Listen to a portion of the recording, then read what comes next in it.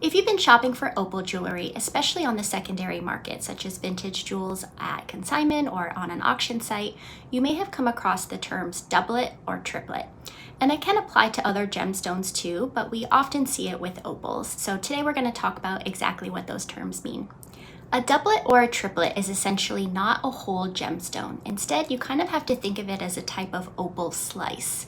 So with a doublet, you're going to have that kind of slice of opal, and it's going to be mounted on another backing. And that backing could be mother of pearl or another type of shell. It could be glass or any other type of material, even something like resin.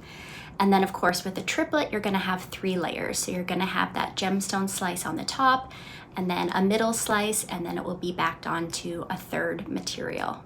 This technique is used for numerous different reasons.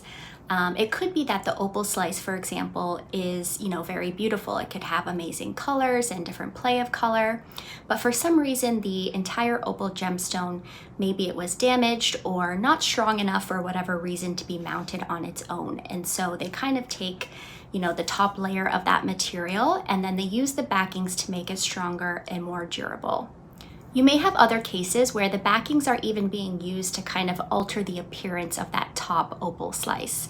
So with a triplet, for example, you may have the middle piece altering the color or even kind of increasing the look of the play of color in that top opal in the triplet.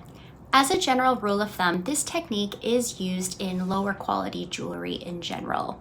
And you can recognize it sometimes when it comes to opals, you'll see them have a very flat appearance, and they will be flush mounted in a bezel setting. So they'll look very flat, and then they'll have a metal kind of design that surrounds the entire perimeter of the stone. And of course, this technique is used so that you can't see those layers of the doublet or the triplet.